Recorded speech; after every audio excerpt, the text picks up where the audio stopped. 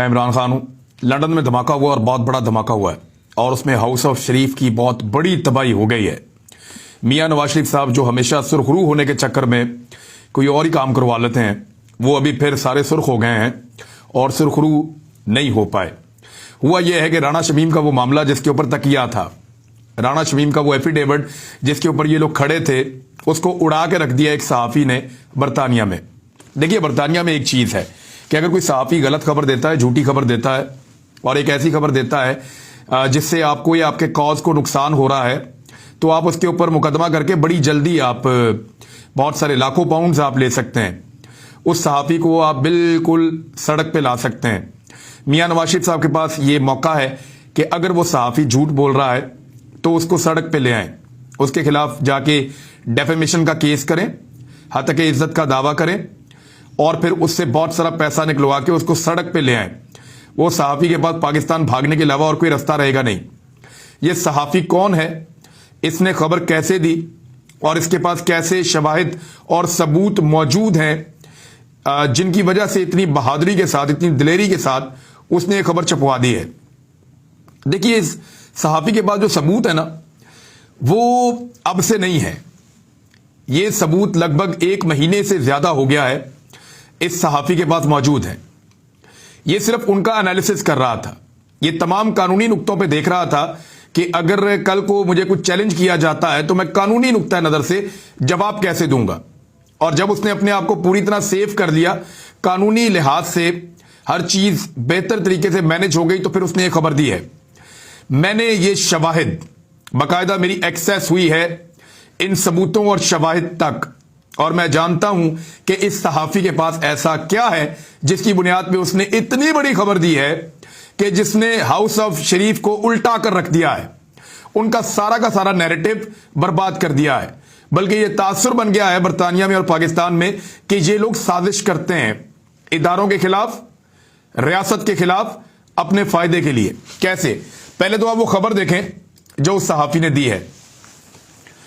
वो ये कह रहा है कि राणा शमीम ने बयान हल्फी पर दस्तखत नवाज शरीफ के दफ्तर में किए हैं। अब ये हथौड़ा है बहुत बड़ा। वो बयान हल्फी जो राणा शमीम ने नोटरी पब्लिक के पास वहां पे बरतानिया में रखवाया, उस पर बहुत सारे सवालात उठाए जा रहे थे, जवाब नहीं मिल रहे थे। ये आया जवाब कि नवाज शरीफ के दफ्तर के अंदर राणा शमीम ने बयान हल्फी के ऊपर, एफिडेविट के ऊपर दस्तखत वहां पे जाकर किए हैं। और ये इंकशाफ कौन कर रहा है? नोटरी का इंकशाफ है, यानी जो नोटरी पब्लिक वाला बंदा उसका। अब आपको बता दूं आगे क्या हुआ। बरतानवी सॉलिसिटर चार्ल्स गोथराई ने कहा है कि राणा शमीम साबिक वजीर आजम नवाज शरीफ के करीबी दोस्त हैं। दस्तयाब सबूतों के मुताबिक बरतानवी सॉलिसिटर ने तस्दीक की है कि जिस बयान हल्फी में साबिक chief justice of Pakistan Saqib Nisar और इस्लामाबाद हाई कोर्ट के मुअज़्ज़िज़ जजेस पर इल्जामात लगाए गए हैं, इस पर दस्तखत नवाज शरीफ के दफ्तर मार्बल आर्च में किए गए हैं। ये नवाज शरीफ साहब का दफ्तर है। ये मार्बल आर्च कहां है, क्या है, मैं आपको बताता हूं। ये नून लीग का सेक्रेटेरिएट है, आप समझ लंदन में, और इसको कहते हैं स्टान होप मार्बल आर्च। अब कंपनीज हाउस रिकॉर्ड में फ्लैगशिप डेवलपमेंट लिमिटेड का एक ऑफिस है जिसके हसन नवाज एक डायरेक्टर है, और यही वो दफ्तर है जिसमें नवाज शरीफ लोगों से मिलते हैं। यहीं पर उन्होंने गिरफ्तारी देने के लिए जब वो आ रहे थे पाकिस्तान तो प्रेस कॉन्फ्रेंस यहीं पे की थी, और यहीं पर वो प्रेस कॉन्फ्रेंसें अभी भी करते हैं। अभी भी जो मीडिया से वो खिताब करते हैं या अपनी पार्टी से, वो इसी दफ्तर से करते हैं। थोड़े दिन पहले जब ख्वाजा साद रबी वाला सारा जो तकरीब थी उसके अंदर उन्होंने कहा कि जल्दी पाकिस्तान में मुलाकात होती है, तो ये बात भी इसी दफ्तर में बैठकर उन्होंने की थी। इसी ऑफिस में उन्होंने अयाज सादिक से अभी मुलाकात की है, जो अफगानिस्तान का हमदुल्ला मुहिब था, उससे भी मुलाकात मियां नवाज शरीफ साहब ने इसी दफ्तर के अंदर की थी। इसी दफ्तर में एक पड़ा हुआ है प्रॉम्प्टर, टेली प्रॉम्प्टर कहते हैं, एक ऐसी चीज कि कैमरा है, कैमरे के आगे एक टीवी लगा हुआ होता है, उस टीवी के ऊपर उर्दू के अंदर लिखा हुआ चलता रहता है और उसको आप पढ़ते रहते हैं। जो खबरें पढ़ने वाले जो हमारे साथी हैं वो ऐसी ही खबरें पढ़ते हैं, तो मियां साहब की तकरीर को लिख के टेली प्रॉम्प्टर में डाल दिया जाता है और मियां साहब उसको देखकर पढ़ते रहते हैं, और लोग समझते हैं कि शायद मियां साहब कैमरे में देखकर फिल्बदी बोल रहे हैं, लेकिन एक्चुअली वो लिखी हुई तस्वीर होती है। और वो टेली प्रॉम्प्टर एक तस्वीर में नजर भी आ रहा है, ये आप देख लें, ये टेली प्रॉम्प्टर पड़ा हुआ है, ये जो साइड पे पड़ा हुआ है, ये मियां साहब जब मुलाकात कर रहे हैं तो ये साइड पे टेली प्रॉम्प्टर पड़ा हुआ है। राणा शमीम ने अभी तक नवाज शरीफ के साथ अपनी मुलाकात का कुछ नहीं बताया। अदालत के बाहर इस सवाल पर वो नो कमेंट्स कह चुके हैं, लेकिन चार्ल्स ने सबूत में 3 बार तस्दीक की है। जो सबूत इरफान हाशमी के पास मौजूद है उसमें 3 दफा तस्दीक की है चार्ल्स ने कि राणा शमीम आर्च मार्बल में मौजूद थे, और उन्होंने सबूत में बयान किया है कि जज नवाज शरीफ के दफ्तर में मौजूद थे, यानी वो नवाज शरीफ के दफ्तर में ही थे सारे। जब उनसे पूछा गया कि कौन से ऑफिस में, जैसे यहां लंदन में, तो गोथराई ने जवाब दिया कि मार्बल आर्च ये जो ऑफिस है वहां पे मौजूद थे। गोथराई से मजीद पूछा गया कि क्या वो नवाज शरीफ के दफ्तर में थे, क्या वो दोस्ताना माहौल में थे। गोथराई का जवाब था जी हां, बहुत दोस्ताना माहौल में। गोथराई का सबूत में यह भी कहना है, और यह सबूत जो है ये बड़ा सॉलिड है, ये जब जहां कहा जाएगा वहां पेश कर दिया जाएगा। यह भी कहना है कि इनके दोस्त हैं नवाज शरीफ साहब और ये जज साहब आपस में दोस्त हैं। आपको मेरी बात समझ आई?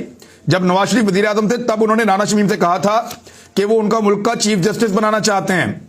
राणा शमीम महज शनासा नहीं बल्कि बरसों के करीबी साथी हैं। ये बातें सबूत के अंदर मौजूद हैं। गोथराई का कहना है कि नोटरी एक आजाद शख्स होता है जो किसी की शनाख्त की तस्दीक करने के बाद दस्तावेजात पर मोहर लगा देता है। किसी तहरीरी दस्तावेज के ओरिजिनल होने के बारे में उसकी कोई जिम्मेदारी नहीं हुई और नहीं होती। जब इस बयान हल्फी की तस्दीक करवाई गई वो अकेले नहीं थे बल्कि उनके इर्द गिर्द काफी लोग मौजूद थे। याद रखें, जब नोटरी पब्लिक एक बयान ले रहा होता है ना, बयान हल्फी, तो वो उस शख्स के साथ अकेला मौजूद होता है। वो ये देखता है ये शख्स किसी दबाव में नहीं है, नशे में नहीं है, और उसके बाद उससे वो लेकर और उसके ऊपर वो नोटिफाई उसको कर देता है। वो नोटरी पब्लिक की स्टैंप वगैरह उसके ऊपर लग जाती है। मजे की बात यह है कि नवाज शरीफ साहब के सारे मामलात में यही बंदा नोटरी पब्लिक है, और राणा शमीम के एफिडेविट में भी यही बंदा नोटरी पब्लिक है। अब यह खबर जो है वो पोल खोल रही है कि उस वक्त वो बंदा अकेला नहीं था, राणा शमीम, इस नोटरी पब्लिक के साथ, बल्कि आसपास मियां नवाज शरीफ साहब के दफ्तर के लोग मौजूद थे और एक दोस्ताना माहौल था, और उस माहौल के अंदर वो दस्तखत हुए थे। तो एक तो उसकी कानूनी हैसियत जो है वो चैलेंज हो गई, नंबर 1। नंबर 2, ये पोल भी खुल गया कि नोटरी पब्लिक हो या राणा शमीम हो, ये सारे नवाज शरीफ साहब के कारिंदे हैं, और ये सारे नवाज शरीफ साहब के दफ्तर में मौजूद थे, और वहां पे पाकिस्तान के इदारों के खिलाफ ये घिनौना खेल खेला गया कि मुतनाज़ बना दो हर उस रास्ते को, या हर उस चीज को, या हर उस कानून को, या हर उस शख्सियत को जो हमारे खिलाफ कोई कानून का दायरा कसने की कोशिश करे। यह साजिश रची गई थी लंदन में, जिसका पोल खुल गया है, और यह एक धमाका है पीएमएलएन के लिए।